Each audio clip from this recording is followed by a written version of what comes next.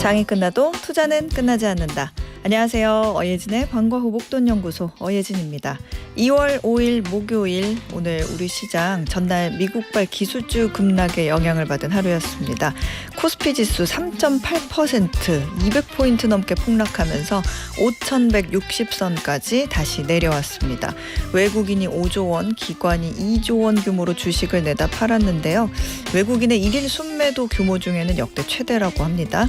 오늘 시장은 반도체 대장주들 중심으로 급락세가 두드러졌습니다. 어제 뉴욕 증시에서는 올 들어 데이터 센터 반도체 수요가 예상에 미치지 못한다는 우려가 나왔거든요. 어제 실적 발표를 한 AMD가 1분기 매출 예상을 낮게 잡으면서 17%나 폭락하는 등 반도체주 전반으로 투자 심리가 악화됐습니다. 이 여파가 우리 시장까지 전해졌네요. 코스닥 지수도 오늘 3.5% 빠지면서 1,100선 간신히 지켰습니다. 달러원 환율 오늘 19원 오른 1,469원까지 오르면서 다시 1,470원에 근접했습니다. 지금 이곳 목동의 기온은 8.7도입니다. 어예진의 방과후 목돈연구소 시작합니다. 어예진의 방과후 목돈연구소 첫 곡 디베이스의 모든 것을 너에게 띄워드렸습니다. 여러분 이 노래 아세요? 저는 낮 있고 예전에 많이 들었던 노래긴 한데. 이영선님, 지수가 이런 거였군요. 무서운 하루였어요. 그렇죠. 요즘에 정말 많이 오르고 많이 내리고, 그래서 투자 초보자분들께는 굉장히 무섭고 당황스럽고 어떻게 해야 되나 그런 하루하루가 아닐까 싶기는 한데, 계속 어예진의 방과후 목돈연구소 들으시면서 시장이 어떻게 흘러갈지 조금씩 감을 잡아가시면 좋을 것 같습니다. 홍정숙님, 어방목 출석합니다. 당 충전, 지식 충전, 지혜 충전 하셨는데 그럼 제가 커피도 충전해드려야겠네요. 커피 쿠폰 보내드릴게요. 김다희님, 소장님 어제 입춘대길 문 앞에 붙이셨는지요? 저희 집은 원래 집안 어르신 할아버지께서 직접 한지를 2개로 찢어서 붓으로 써주셨는데 11년 전 돌아가셔서 서예 배운 아들이 대신 썼답니다. 와, 저도 사실 조금 옛날 사람 같지만 불과 얼마 전까지 직접 썼답니다. 입춘대길 건양다경 해가지고 한자로 착 써서 문에 붙여놨는데, 이게 올해는 이제 해야 된다라는 생각은 했었는데 이게 또 시간이 없고 괜히 또 이렇게 먹 어딨나 막 이렇게 찾게 되고 못했어요. 결국에는 김다희님이 제목까지 이렇게 해주신 것 같네요. 네, 아드님 든든하시겠습니다. 네. 자, 월요일부터 금요일까지 오후 4시에 문 여는 SBS 라디오 어예진의 방과후 목돈연구소고요. 무료로 SBS 라디오 들을 수 있는 어플 고릴라, 그리고 유튜브 채널 시교라로 함께 하실 수 있습니다. 저와 소통 원하시는 분들은 단문 50원, 장문 100원의 유료 문자 샵 1035와 무료 어플 고릴라로 문자 보내주세요. 소개도 해드리고 추첨해서 커피 쿠폰 보내드리겠습니다. 오늘 1교시는 키워드로 한 주간의 경제 소식을 훑어보는 시간 주간 키워드, 2교시는 창업 스토리부터 성공 노하우 까지 꼬리에 꼬리를 무는 브랜드 이야기 꼬꼬부와 함께합니다. 저 어예진이 직접 고른 꼭 알아야 할 뉴스 어뉴스, 오늘도 배달 왔습니다.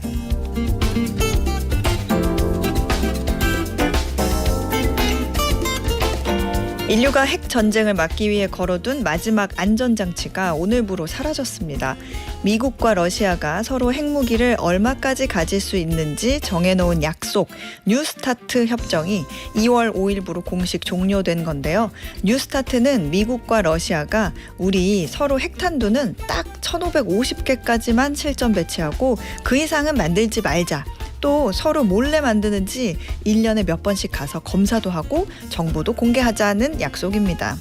이 협정은 2011년 발효된 10년짜리 약속이었는데 5년 더 연장하면서 오늘까지 유지돼 왔습니다. 뉴스타트 협정이 중요했던 이유는 미국과 러시아 이 두 나라가 가진 핵무기가 전 세계 핵무기의 85% 이상이기 때문에 이들이 핵무기를 더 만들지 않고 약속을 잘 지켜주는 것만으로도 세계 안보의 큰 축이 유지되기 때문입니다. 사실 뉴스타트는 종료 기한보다 훨씬 일찍 멈춰섰습니다. 3년 전 러시아가 우크라이나 전쟁을 미국이 지원하는데 사찰은 못 받겠다며 협정 참여 중단을 선언했고, 미국도 러시아가 안 지키는데 우리만 지킬 수는 없다며 사찰과 정보 공유를 모두 중단했습니다. 사실상 종이만 남은 협정이었죠. 작년부터 러시아가 다시 연장할래? 라고 미국 옆구리를 쿡쿡 퍽 찔렀지만 미국은 이제 러시아 하나만으론 부족하다. 중국이 그동안 핵무기를 부지런히 늘려왔는데 중국까지 들어와야 의미가 있다며 외면합니다. 물론 중국은 그럴 마음이 전혀 없다고 말하죠. 문제는 협정이 만료되면서 이제부터는 러시아와 미국 모두 법적으로 핵무기를 계속 늘려도 아무런 제재를 받지 않게 된다는 겁니다. 미국 입장에선 솔직히 불안합니다. 예전엔 러시아만 관리하면 됐지만 이제는 러시아와 중국이 동시에 변수로 떠올랐으니까요. 구경만 하던 유럽도 요즘은 바빠졌습니다.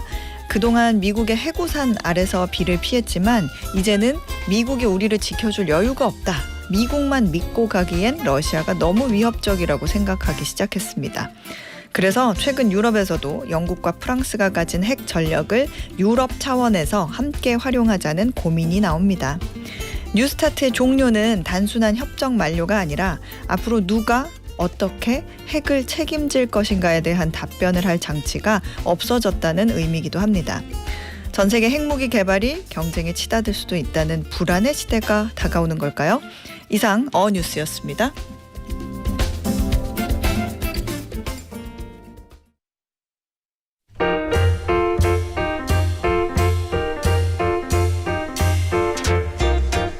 한 주 동안 세간의 이목을 끌었던 키워드로 경제를 맛깔나게 말아드리는 주간 키워드. 오늘도 한국경제신문 임현우 기자와 함께합니다. 어서 오세요. 네, 안녕하세요. 네, 이번 주 첫 번째 키워드부터 볼까요? 네, 첫 번째 키워드는 케빈 워시입니다. 케빈 워시. 한참 뉴스에 나오고 우리 시장에도 영향을 많이 준 그 이름. 도널드 트럼프 미국 대통령이 미국 중앙은행인 연방준비제도 차기 의장 후보자로 케빈 워시 전 연준 이사를 공식 지명을 했죠. 미국 연준 의장이 이제 통화 정책에 미치는 영향력이 워낙 막강하다 보니까 세계의 경제 대통령이다. 이런 별명도 있잖아요. 케빈 워시 어떤 인물인지부터 살펴볼까요? 네, 케빈 워시는 투자은행 모건 스탠리 임원 출신이기도 하고요. 또 조지 부시 행정부에서도 일을 했고 2006년에 35살의 나이로 최연소 연준 이사가 됐던 인물입니다. 2011년까지 재직을 했고요. 사실 예전에도 연준 의장 후보로 거론됐던 인물입니다. 트럼프가 제롬 파월 의장을 지명했던 2017년에도 의장 자리를 놓고 파월과 경쟁을 했었고요. 또 이후에 재무장관 후보로 언급되기도 했습니다. 또 이 사람은 화장품 회사 에스티로더의 상속자인 로널드 로더의 사위이기도 한데요. 네. 이 로널드 로더가 트럼프 대통령과 60년 알고 지낸 후원자이기도 합니다. 친구의 사위군요. 네. 최근 이 정보 유출 사태로 도마 위에 올라있던 쿠팡 이사회 멤버로 재직 중이기도 하더라고요. 네, 공교롭게도 그렇게 됐는데 이 워시가 2019년부터 현재까지 쿠팡의 모기업인 미국 쿠팡 INC 이사회 멤버입니다. 쿠팡 주식도 작년 6월을 기준으로 47만 주 130억 원어치를 보유하고 있습니다. 또 물류기업 UPS 이사회 멤버기도 한데 이제는 다 정리할 것으로 보입니다. 또 억만장자 투자자인 스탠리 드루켄밀러가 설립한 패밀리 오피스에서 파트너도 일하기도 했고요. 요약하자면 월스트리트부터 백악관 또 연준과 기업까지 두루 경험했고 많이 부자다 이렇게 요약할 수 있겠습니다. 원래는 통화 긴축을 이제 선호하는 매파 성향, 좀 보수적인 사람으로 조금 평가가 되었는데 하지만 이제 작년부터 금리 인하 필요성 이렇게 지지를 하면서 트럼프 대통령하고 이제 결을 같이 하는 네. 그런 사람이 됐죠. 정책 면에서는 어떤 성향이에요? 시장에서는 아직 갈피를 잘 못 잡는 것 같거든요. 네, 맞습니다. 사실 예전에 워시는 말씀대로 매파였습니다. 2000년대 후반에 이제 연준에 있을 때 물가 압박을 우려하면서 긴축 정책을 강조했고요. 벤 버냉키가 펼쳤던 양적 완화에 강하게 반대하기도 했습니다. 이사직 임기를 다 채우지 않고 물러났는데 이것도 원인 중에 하나라는 얘기가 있습니다. 하지만 최근에는 금리 인하 공개적으로 주장을 했고 또 트럼프 대통령과 함께 파월 의장을 비판하면서 압박하는 역할도 했습니다. 그렇군요. 그러면 이 사람은 비둘기예요, 매예요? 이거 가지고도 그렇다 아니다 뭐다 이렇게 왔다 갔다 하더라고요. 네, 시장이 아직 많이 궁금해하는 사안이죠. 네. 네, 지난 주말에 트럼프 대통령이 의장 후보로 지명한다고 발표한 이후에 이번 주 초에 우리나라뿐만 아니라 글로벌 증시가 다 하락하고 금, 은, 비트코인 폭락했던 거 아실 텐데요. 네. 이제 그런 불확실성 때문입니다. 이 워시가 기준금리를 낮출 가능성이 크긴 하지만 트럼프가 요구하는 것보다 인하폭이나 속도를 늦출 수도 있지 않을까 이렇게 보는 겁니다.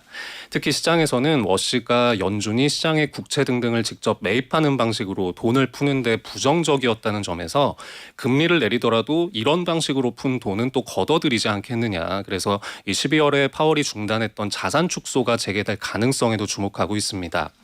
이 파월도 트럼프의 선택을 받았지만 지금은 맞서고 있는 것을 고려하면 이 워시도 취임 후에는 매파 본색을 드러내지 않을까 좀 이런 시나리오도 있고요. 그러니까 이제 트럼프와 결은 같이 하기는 하는데 그래도 줏대는 있는 사람이다. 그쵸. 나름의 네. 경제 철학이 있는 사람이다. 네. 그러니 이 사람이 앞으로 어떤 스탠스를 취할지는 봐야 한다. 뭐 그런 얘기로 들리는데 얼마 전까지는 사실 케빈 해시이라고 하는 사람이 유력하다고 한참 보도됐었잖아요. 근데 트럼프가 좀 덜 비둘기적인 케빈 워시를 선택한 이유는 뭐예요? 뭐 두 케빈 중에서도 금리 인하는 할 수 있으면서도 또 연준이나 월스트리트와 소통이 잘 돼서 이 시장이 불안해하지 않을 안전한 선택을 원했기 때문이다. 이런 분석 나오고 있습니다. 트럼프와 워시의 긴밀한 관계 때문에 이 연준의 독립성에 대한 우려는 계속 좀 이어질 것으로 보입니다만 다른 후보자보다는 걱정이 그래도 덜 된다는 거고요. 트럼프와 시장 사이에서 적정하게 절충안을 펴가지 않겠냐라는 기대도 있습니다. 이 세계 최대 헤지펀드인 브리지워터의 창업자인 레이 달리오 그리고 미국의 대형 은행인 JP모건 체이스의 CEO 제이미 다이먼을 비롯해서 월스트리트의 굵직한 인사들을 비롯한 여러 전문가들이 워시에 대해서 긍정적인 평가 내리고 있는 상황입니다. 그렇군요.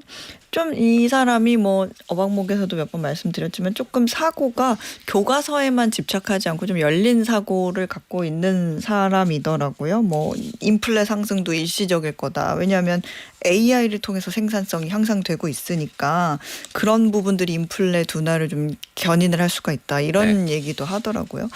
일단은 이 케빈 워시라는 사람이 완전히 확정이 아니라 후보자로 지명된 단계인 거고 완전히 확정이 되려면 상원의 인준 표결을 통과해야 취임할 수 있는 거죠. 네, 맞습니다. 그래서 청문회 때도 송곳 질문이 많이 쏟아질 것으로 보이고요. 네. 제롬 파월 의장 임기는 5월까지입니다. 그래서 이 금융시장에서는 파월이 퇴임한 이후에 6월부터 이제 금리 인하 이어지지 않겠느냐 이런 전망하고 있고요. 기존과 크게 바뀌지는 않는 상태입니다. 그러니까 인준 절차에 문제가 없으면 6월부터는 워시가 의장 직무를 수행을 하겠네요. 두 번째 키워드도 보죠. 네, 두 번째 키워드는 비트코인입니다. 비트코인. 요즘에 코인 하시는 많은 분들이 으악 하면서 가슴을 부여잡고 계시더라고요. 이 비트코인 가격이 굉장히 흔들리고 있는데 이게 15개월 만에 최저 수준이라고요? 네, 어제는 7만 2천 달러 선까지 떨어졌었고 제가 방금 전에 방송 전에 보니까 7만 달러 턱걸이하는 수준으로도 밀렸더라고요. 네. 계속 불안한 모습 보이고 있습니다.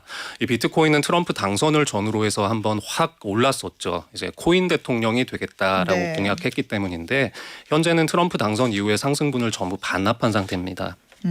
이유가 뭐예요, 정확하게? 표면적으로는 우리 아까 얘기 나눴던 워시와도 연결이 돼 있습니다. 네. 이 워시 쇼크가 작용을 했고 최근에는 안전자산인 금뿐만 아니라 위험자산인 주식과도 따로따로 움직이는 탈동조화가 나타나면서 이 비트코인의 자산으로서의 정체성에 대한 이야기 다시 좀 불거지는 모습입니다. 이 약세 원인을 우선 금리와 연관해서 생각해 보면은요. 비트코인은 그냥 갖고 있어도 이자가 붙지 않는 자산입니다. 네. 그래서 금리 인하가 늦어진다면 투자자들은 이자나 배당이 나오는 채권이나 주식 쪽으로 좀 이동할 요인이 커진다고 볼 수 있습니다. 그러니까 이제 워시가 되면 금리 인하가 지연될 수도 있으니까 그걸 이제 선반영해서 비트코인이 가장 먼저 이제 매도 대상이 됐다 이런 말씀인 거군요. 네, 그런 해석이고요. 또 다른 측면에서는 비트코인 특유의 수급 구조도 하락폭을 더 키운 요인으로 꼽힙니다. 비트코인은 현물 거래 못지않게 선물 같은 게 끼어 있는 이런 파생 상품 거래 비중이 높습니다. 빚을 내서 투자하는 레버리지도 많고요. 네. 이것 때문에 가격이 일정 수준 이하로 붕괴가 되면 손실을 막기 위해서 강제 매도가 쏟아지면서 더 커지는 구조입니다. 실제로 한 7만 5천 달러 선 무너진 이후에 단기 매물이 쏟아지면서 낙폭이 확대됐고요. 과거에도 많이 보였던 패턴입니다. 그렇군요. 사실 또 비트코인이 한편에서는 디지털 금이라고 불리면서 또 뭐 위기 상황에서 안전 자산이 될 수 있는 거 아니야? 이런 목소리도 나오기는 했었는데 지금은 뭐 거의 뭐 명함도 못 내밀고 있는 상황이 됐네요. 이 뉴스를 요즘에 보니까 그 영화 빅쇼트의 주인공이자 우리가 2008년 금융위기 예측했던 마이클 버리. 뭐 이렇다 할 만하면 조금 딴지를 걸면서 이거 그렇죠. 위험합니다라는 얘기를 하는 그 마이클 버리가 비트코인에 대한 얘기도 또 했어요. 무슨 내용인고 하고 보니 비트코인 폭락 사태가 금융시장 전반에까지 충격을 줄 수 있다. 이 주장의 근거는 뭐예요? 네, 이 비트코인의 하락장이 점점 깊어지고 있고 이게 멈추지 않으면 금융시장 전반이 이제 파장이 적지 않을 것이라는 주장인데요. 비트코인이 계속 떨어질 때 나타날 수 있는 3단계 시나리오를 제시해서 이번엔 주목받고 있습니다. 어떤 시나리오예요? 우선 비트코인이 7만 달러 아래로 가면 비트코인을 보유하고 있던 기관들이 20% 정도씩 손실을 보게 될 것이라고 내다봤습니다. 더 밀려서 6만 달러 선 아래가 되면 대출을 일으켜서 비트코인을 계속 사모았던 스트래티지 같은 이런 상장사들이 네. 손익분기점이 안 맞아서 존폐 위기에 처할 수 있다고 했고요. 만약에 5만 달러 선마저 무너지면 코인 채굴 업체들의 줄도산 그리고 금은 시장으로도 충격파가 이어질 것이라고 했습니다. 이 버리는 원래 비트코인 자체에도 비판적이었고 시장에 대해서 좀 안 좋은 시나리오를 많이 꺼낸 인물이라는 걸 감안해서 듣기는 해야 될 텐데요. 그래도 버리의 생각은 금과 같은 해칭 수단으로 비트코인이 자리 잡지 못했고 그저 순수한 투기 자산이다 이렇게 경고를 하고 있습니다. 예전에 비트코인이 잘 나갈 때는 예찬론이 떴다가 가격이 좀 힘이 빠지면 이런 비관론이 힘을 얻었다가 왔다 갔다 하는데요. 좀 여러 주장을 들어보시고 각자 입장을 정리해 보시면 좋을 것 같습니다. 그러네요. 자, 이번 주 마지막 키워드도 볼까요? 네, 세 번째 키워드는 스페이스 X입니다. 스페이스 X. 우리 한번 퀴즈로도 냈었던 그 스페이스 X인데 일론 머스크가 이끄는 민간 우주 기업 스페이스 X가 인공지능 AI 스타트업 XAI 이거를 인수하기로 했다고요? 네, 일론 머스크가 운영하는 기업이 테슬라만 있는 게 아니죠. 굉장히 여러 개를 하고 있는데 이것도 다 머스크 아래에 있습니다. 두 기업이 합칠 거라는 얘기는 미리 외신 보도를 통해서 상당히 흘러나왔었고요. 한국 시간으로 그저께 일론 머스크가 공식 발표를 했습니다. XAI가 스페이스 X의 완전자 회사가 될 예정이고요. 하나로 합쳐진 기업의 가치는 1조 2,500억 달러, 우리 돈으로는 1,800조 원에 달할 전망입니다. 이게 그 오픈 AI나 챗GPT, 구글 제미나이하고 경쟁하기 위해서 만든 회사인데 이렇게 합병하는 목적이 뭐예요? 머스크는 태양광을 통해서 구동되는 우주 데이터 센터 구축한다 이런 구상을 제시하고 있습니다. 인공지능을 위해서 전 세계에서 전력 수요가 몰리고 있는데 지상을 기반으로 한 솔루션에서는 충족시킬 수 없다고 했고요. 장기적으로 보면 우주 기반 AI가 규모를 확장할 수 있는 유일한 방법이라는 겁니다. 지구 곳곳에 데이터 센터가 들어서고 있는데 하나같이 전기도 많이 먹고요. 열도 많이 나고 시키는 것도 어렵고 또 경우에 따라서는 주변 주민들이 반대도 심하잖아요. 근데 우주는 주변에 이런 성가신 지형지물도 없을 거고 온도도 원래부터 차가우니까 데이터 센터를 확충할 수 있는 공간으로 매력적이라는 겁니다. 또 우주 기반 데이터 센터를 통해서 역량과 자금을 확보한 이후에는 달 기지, 화성 기지, 우주 확장 쪽에 또 자원을 투입하겠다 이렇게 설명하고 있습니다. 스페이스 X가 우주 데이터 센터 계획 세우고 정말 어마어마한 숫자의 인공위성을 쏘아 올린다 이런 계획도 이미 세우지 않았어요? 네, 스페이스 X가 얼마 전에 미국 연방통신위원회 FCC에 최대 100만 기의 인공위성을 발사허가 신청했습니다. 그런데 이 머스크는 스페이스 X와 XAI를 합병하는 주된 이유가 이런 우주 데이터 센터를 구축하기 위해서라고 밝히고 있지만 현실적으로는 XAI의 시급한 문제인 현금 부족을 해결하기 위해서 이것도 좀 주된 목적이다라는 게 외신들의 해석입니다. 근데 XAI가 투자 유치 이런 거 많이 하지 않았어요? 그래도 돈이 부족하대요? 네, 자금을 더 많이 끌어와서 더 많이 퍼붓는 경쟁자들이 많기 때문입니다. 이제 아까 말씀하셨던 그런 기업들인데요. 올해 초에 XAI가 2,300억 달러의 기업 가치를 인정받아서 자금 조달 라운드를 마감했습니다만 오픈 AI는 작년 가을에 5천억 달러 가치를 인정받았고 엔스로픽은 최근에 3,500억 달러로 평가받았습니다. 좀 외형상 밀린다고 볼 수 있는 상황이고요. 스페이스X는 올해 미국 증시에서 사상 최대 규모의 IPO를 추진할 예정입니다. 이 상장하게 되면 1조 5천억 달러에 달하는 기업 가치를 인정받고 500억 달러를 조달할 계획으로 알려져 있는데 돈이 쪼들리는 XAI를 이 회사에 붙여놓으면 AI 개발에 필요한 자금을 확보할 수 있는 확실한 경로가 될 수 있다는 겁니다. 아, 그렇군요. 이게 그 스페이스X 재료가 국내에 그 우주항공주, 태양광주, 증권사 주가까지 급등을 시켰다더라고요. 네, 이 광학기기를 개발하는 회사부터 민간 우주 발사 연구를 하는 기업, 그리고 태양광 패널 사업을 하는 회사까지 이 스페이스X 연관 효과를 기대한 투자자들의 자금이 몰려드는 모습이 최근 자주 관찰되고 있습니다. 그리고 미래에셋그룹이 스페이스X의 투자자로 참여를 한 적이 있는데요. 네. 이것 때문에 주목을 받으면서 계열사 중에 증권과 벤처 투자의 주가도 초강세를 보이고 있습니다. 다만 우주 사업은 단기간보다는 멀리 봐야 하는 사업이라는 걸 다들 이제 아시잖아요. 네. 최근에 좀 분위기를 탄 것은 확실해 보입니다만 좀 추격 매수에는 신중기해야 할 시점이겠고요. 기업마다 어떤 사업하고 재무 상태 어떤지 이런 것도 같이 좀 보시는 게 좋겠습니다. 그렇죠. 그게 기본이죠. 자, 지금까지 한국경제신문 임현우 기자였습니다. 고맙습니다. 네, 감사합니다. 네, 저희는 백예린의 우주를 건너 듣고 2교시로 돌아올게요. 매주 월요일부터 금요일 오후 4시부터 5시까지 경제에 관한 모든 것을 충전하는 시간입니다. SBS 라디오 어예진의 방과후 목돈연구소와 함께하고 계십니다.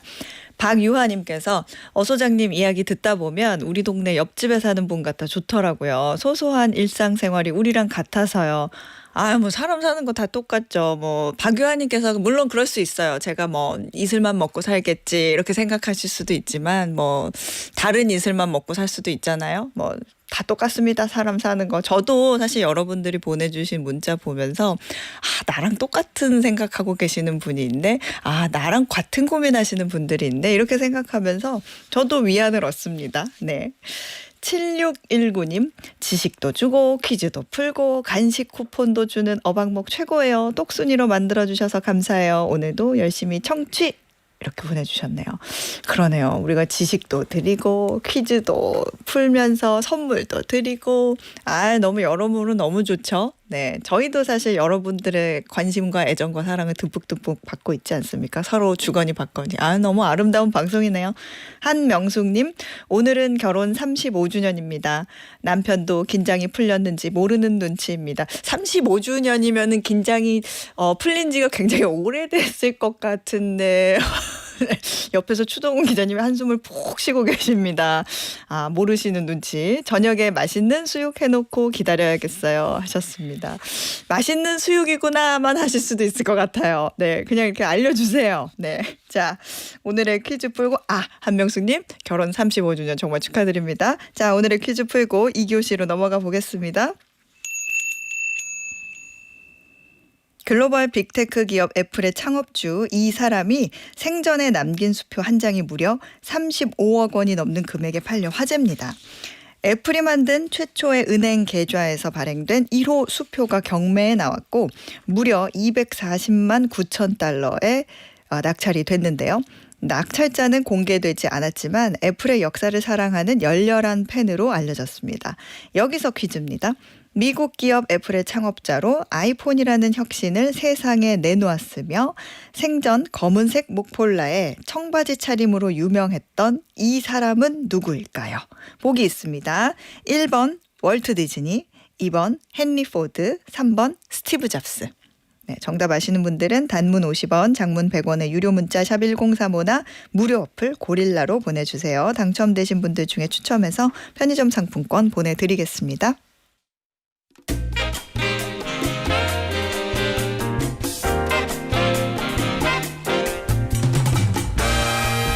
브랜드에 관한 모든 이야기 전하는 꼬리에 꼬리를 무는 브랜드 꼬꼬브 매일경제 추동훈 기자가 소개해드립니다. 어서 오세요. 반가운 목돈연구소에서 웃음과 재미를 담당하고 있는 매경 추동훈입니다. 추동훈 기자님, 오늘 무슨 컨셉이에요? 제가 갑자기 이렇게 공손하게 이제 절에 가서 인사해야 될 것 같기도 하고. 네네. 뭐 스님 컨셉이냐 말이 있는데 도둑이라고 안 봐주신 게 얼마나 다행인가 싶긴 합니다. 제가 오늘 이렇게 입고 온 이유가 있습니다. 창업자의 시그니처 패션이 있는데요. 네. 자, 사진을 가져왔습니다. 이 네. 사진을 보시면 네. 이 왼쪽에 계신 여자분이 창업자이고요. 이분은 항상 머리에 두건을 들고 있습니다. 제가 그거를 조금 카피해서 온 건데요. 같은 두건 다른 느낌? 근데 이 창업자가 두건을 하는 이유 있습니다. 조금 이따가 말씀드릴게요. 네, 이 두건 사진 궁금하신 분들은 지금 보이는 라디오 고릴라나 유튜브로 이렇게 화면 보시면 두건 사진 보실 수 있는데요. 자, 그래서 오늘의 브랜드는 바로 이 화장품 브랜드고요. 제가 거기를 대표하는 제품도 가지고 왔거든요. 오. 이 갈색병 힌트입니다. 그러면 갈색병 알죠? 네, 알죠. 근데 그 뜯지도 않은 새 거를 이렇게 그 방송을 위해서 사오신 거예요? 네, 아니면 아내 거의 물건까지 손을 대고 가져왔습니다. 아끼고 아껴두신 거를 이렇게 슬쩍 가져오신 것 같은데. 네, 바로 이 갈색병으로 유명한 에스티 로더라는 브랜드를 소개시켜 드릴 거고요. 네. 에스티 로더는 항상 머리에 이렇게 두건을 두르고 다녔다라고 합니다. 그게 시그니처 패션인데 이 이유 조금 이따 설명을 드릴 거고요. 네. 이 브랜드 한 사람의 창업 스토리뿐만 아니라 최근에 정치와 외교, 세계 금융의 중심까지 이어진 이야기가 있다라는 점이 흥미로운 부분입니다. 세계 금융의 중심까지? 이게 화장품 브랜드인데 어떻게 세계 경제까지 이야기가 이어져요? 자, 미국 연준이 있지 않습니까? 이 네. 중앙은행이고요. 세계경제 대통령 또는 월가의 황제라고 불리는 게 바로 이 페드의 의장입니다. 그만큼 세계 경제에 미친 영향이 큰데요. 네. 최근에 이 경제 뉴스 잘 챙겨 보시는 분, 그리고 이 반가운 목돈 연구소를 열심히 들으시는 분들 당연히 다들 아시겠죠. 이 도널드 트럼프 대통령이 차기 연준 의장으로 이 케빈 워시라는 인물을 지명했습니다. 네. 하버드대 출신의 모건 스탠리 임원을 지냈고요. 이 백악관의 연준 이사까지는 아주 화려한 엘리트인데 그의 이력 중에 눈에 띄는 게 바로 하나 있습니다. 네. 이것인데요. 바로 그가 에스티 로더 창업주의 차남 로널드 로더의 사위라는 것입니다. 안 그래도 아하. 우리 일부에서 잠깐 공부했었는데 그래서 그렇게 이어지는 거군요. 에스티 로더 어떤 사람인지부터 한번 알아볼까요? 자, 그래서 이 로널드 로더의 사위인 네. 케빈 워시의 관련된 인물 바로 에스티 로더에 대한 이야기를 해보려 합니다. 네. 자, 그녀는요 조세핀 에스더 맨처라는 본명을 가지고 있습니다. 원래 헝가리계 유럽인이었고요. 가족이 다 뉴욕으로 넘어와서 뉴욕 퀸즈에서 태어난 헝가리계 유대인 이민자 가정의 딸이었습니다. 훗날 글로벌 럭셔리 뷰티 제국을 만든 인물이지만 출발선은 굉장히 작고 초라했다라고 이야기가 되고 있습니다. 그렇군요. 이민자 가정이었군요. 예. 어땠어요? 이민자 가정에서 태어나서 그런 어렸을 때 스토리 이런 것도 좀 들어볼까요? 네, 어머니 로즈 쇼츠라는 인물이었고요. 20세기 초에 헝가리에서 미국으로 옵니다. 그리고 이곳에서 이 체코계 출신의 이민자 맥스 맨처를 만납니다. 맨처가 그러니까 아버지의 성인 거고요. 자, 딸아이가 태어났는데 원래는 에스티라는 이름을 지어주고 싶었다라고 해요. 이게 네. 유럽 이름인데 그게 조금 애매하다. 마지막에 합의가 안 돼서 이 조세핀이라는 이름을 지어줬고 네. 미들네임으로 영어식 이름인 에스더가 들어갑니다. 그래서 조세핀 에스더 맨처라는 이름이 처음에 붙어졌었고요. 당시 미국 사회 아주 계급 사회라고 해도 과언이 아니었고요. 네. 그래서 에스더는 자신의 출신을 자랑스럽게 여기진 않았습니다. 자기 이민자 출신이고 이렇다 보니까 이걸 어떻게 숨겨야 되나 이런 생각을 했었는데 네. 이 컴플렉스가 역설적으로 어떻게 보여야 되는가 이 화장품과 관련된 사업으로 이어지게 됩니다. 그렇군요. 그런 배경에서 어떤 어린 시절을 보냈을까요? 네, 이 결정적인 배경이 있습니다. 네. 사업가가 될 기질을 처음부터 품었었는데요. 그의 아버지 맨처는 이 동네에서 철물점을 운영했다라고 합니다. 아버지가 운영하니까 당연히 어릴 때 그곳에서 장사도 좀 해봤었겠죠. 네. 못이나 나사 같은 걸 팔면서 손님의 눈빛을 읽는 법. 그리고 말을 언제 걸면 좋을까 이런 것도 알고 이 적절한 가격에 할인도 해주고 물건을 잘 파는 것 이러한 것들을 몸에 익힌 기간 그때가 바로 이 10대 시절의 그녀의 이야기였다라고 하네요. 근데 이제 뭐 철물점하고 화장품은 사실 멀죠. 연결고리가 굉장히 멀게 느껴지는데 어떻게 하다가 화장품을 하게 된 거예요? 자, 이 철물점에서 장사의 원칙을 배웠다면 이 화장품이랑과의 연결고리는 바로 외삼촌에서 시작됐습니다. 그의 외삼촌 또 헝가리 사람인데요. 네. 박사였습니다. 특히 화학과였고 화장품과 관련된 학위를 가지고 있었다라고 해요. 네. UA 연구소라는 연구소를 미국에서 차려서 크림과 로션 향수 같은 미용 제품을 만들고 팔았다라고 해요. 외삼촌이 그런 사업을 하니까 당연히 여자잖아요. 또 10대니까 얼마나 관심이 많겠습니까? 10대 때부터 외삼촌의 집에 가서 이런 건 뭐예요? 어떻게 만드는 거예요? 안에 성분도 살펴보고 직접 제조도 했었다라고 합니다. 네. 그를 통해서 이 아버지의 철물점보다는 외삼촌의 실험실 쪽으로 마음이 더 끌렸다라고 이야기가 됩니다. 외삼촌 실험실에서 이렇게 어깨너머로 보고 배우면서 이제 화장품에 눈을 뜨게 됐는데 그럼 이제 화장품 사업을 본격적으로 시작하게 된 거예요, 본인이? 자, 10대 시절에 계속 들락날락을 하면서 야, 나 그냥 여기서 일해야겠다라는 생각을 했었고요. 외삼촌한테 세안법, 마사지법도 배우고 화장품의 성분 또 공부를 하게 됩니다. 네. 그러면서 직접 자기 얼굴에도 발라보는 거죠. 네. 자기가 이제 테스트를 하는 겁니다.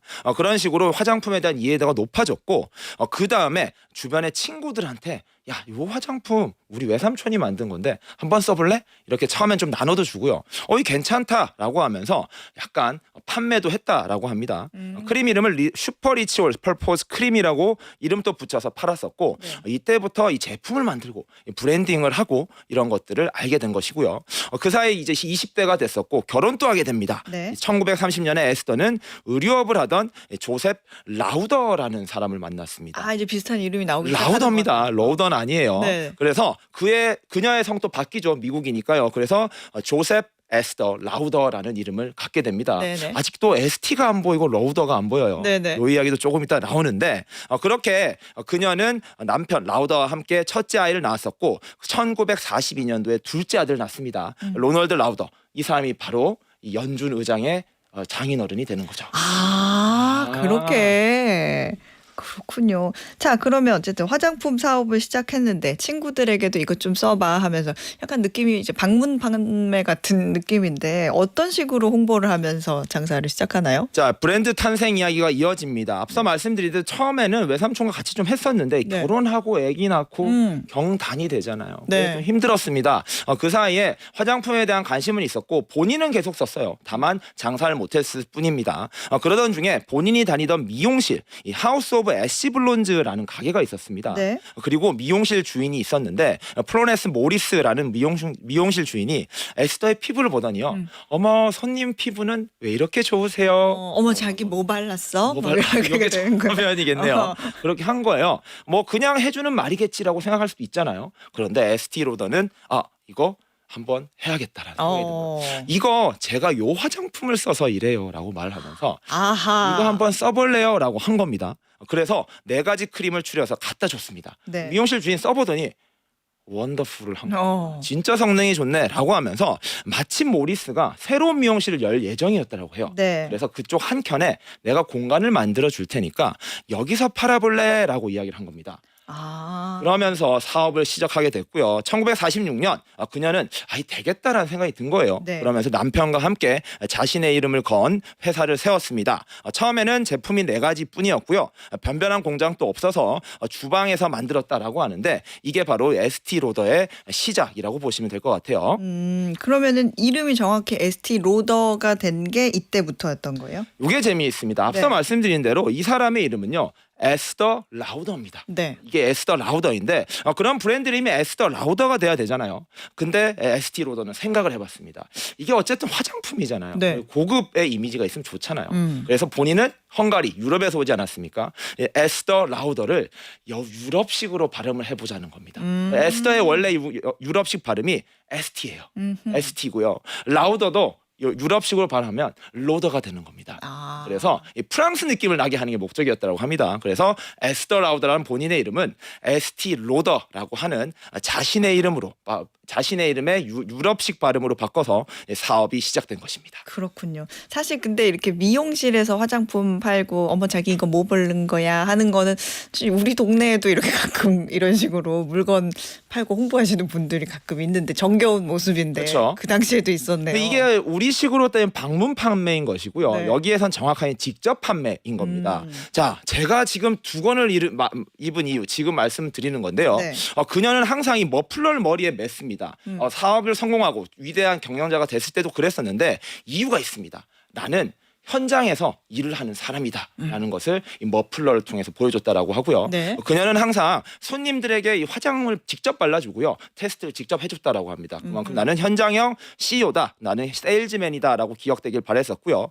말씀드린 대로 미용실 한 켠에 자리를 만들었잖아요. 네. 근데 가만히 앉아있다고 손님이 오나요? 그렇지 않죠. 자, 미용실에서 가장 긴 시간 드라이를 하는 시간이지 않습니까? 네. 여자 손님들이 드라이를 할 때 가만히 앉아 있잖아요. 네. 에스티 로더는 가까이 갔습니다. 그리고 그 시간 시간에 요거 한번 발라보세요. 발라줬다라고 해요. 우리 고객님은 웜톤이시구나 그러니까요. 하면서 이 컬러 한번 어떠실까 이렇게, 훨씬 잘하시네요. 이렇게 하셨구나. 그렇게 하면서 크림을 발라주니까 손님들은 어머 이게 뭐야? 이거 너무 좋네 하면서 이거 뭐야? 하면서 사기 시작했고요. 기다리던 드라이 시간이 구매로 이어지는 시간으로 이어졌습니다. 그렇군요. 또 다른 그 유명한 에스티로더식의 마케팅 또 하나 있지 않아요? 제일 유명한 거죠. 네. 사실 백화점 가서 화장품 사보시면 다들 아실 겁니다. 사시면서 혹시 뭐 샘플 좀 네. 아니면 가만히 있어 주시잖아요. 네네. 그게 바로 에스티로더에서 시작한 겁니다. 그래요. 재밌는 이야기인데요. 자, 원래 에스티의 목표는 분명했습니다. 그녀는 상류층이 이용하는 백화점에 입점하는 게 목표였습니다. 처음에는 백화점에서 이게 뭔데라고 했었습니다. 그런데 집념을 가지고 들어가면서 결국에 작은 자리 한 칸을 만들긴 했습니다. 네. 미용실과 비슷한데요.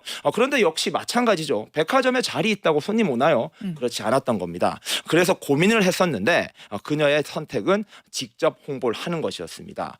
광고 대행사에 맡기려고 했었는데 광고 대행사에서도 너희 회사 처음 들어봐. 우리는 할 수 없어 라고 하니까 그럼 광고 판촉비를 다 빼서 우리 무료 샘플로 뿌려버리자. 이런 결단을 내린 것이고요.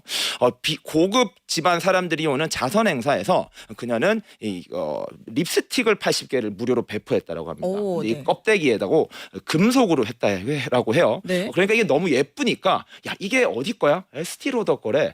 이거 어디서 살 수 있어? 입소문이 난 겁니다. 백화점에서 살 수 있대. 백화점에서 살 수 있어. 그러면서 백화점으로 가게 됐고요. 이게 바로 화장품 산업에 최초로 도입된 무료 샘플 마케팅이라고 하고요. 지금 이것은 기프트 위트 펄치스, 그러니까 구매를 하면 선물을 주는 것이란 문화로도 정착이 된 것입니다.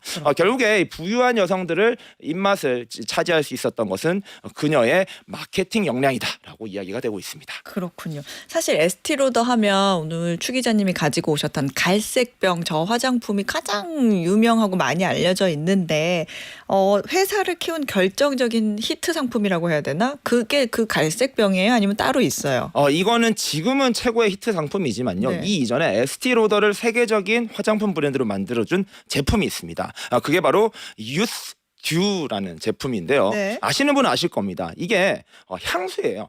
향수인데 판매될 때 껍데기에는 베스 오일, 그러니까 목욕 때 바르는 오일이라고 홍보를 했습니다. 네. 이게 재미있었던 건 뭐냐면요. 1950년대 중반만 해도 미국에서 향수는요.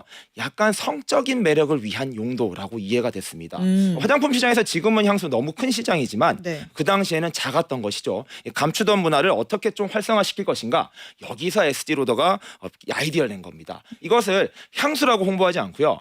베스오일이라고 홍보를 한 거예요. 그러니까 목욕할 때 쓰는 거지라고 해서 쓰면서 향수로도 써도 효과가 나는 거예요.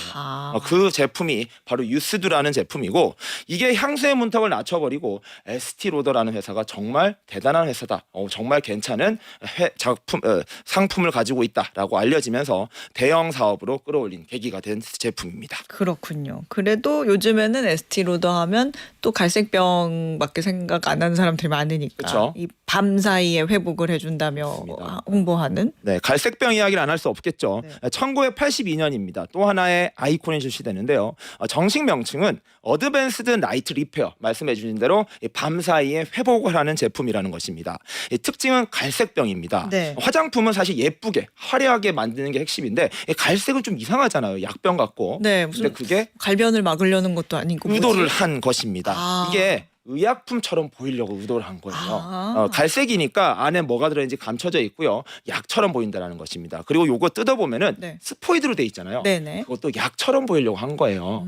그러니까 이렇게 용기의 선택에서 큰 제품의 철학이 나왔었고요. 이게 바로 데이트를 치게 된 겁니다. 그러면서 지금의 에스티로더를 상징하는 제품은 지금 이 갈색병이라고 불리는 제품이 됐습니다. 그렇군요. 근데 에스티로더라고 하면 딱 그 화장품 브랜드 하나만 생각할 수도 있는데 우리가 귀에 많이 익은 다른 브랜드들도 알고 보면 다 에스티로더 거다 이런 것들 있잖아요. 네. 굉장히 많죠. 네, 지금까지 에스티로더라는 브랜드에 대한 이야기라면 이제 그룹에 대한 이야기입니다. 1973년 에스티로더는 두 아들에게 경영을 맡깁니다. 장남 레너드 로더가 말씀하신 대로 브랜드 전략을 했고요. 여기에서 여러 기업들을 인수합니다. 자, 어떤 브랜드가 있냐? 클리니크, 아베다, 맥, 라메르. 뭐 들어만 와. 보셔도 다 아는 브랜드죠. 네. 이게 다 에스티 로더 소속입니다.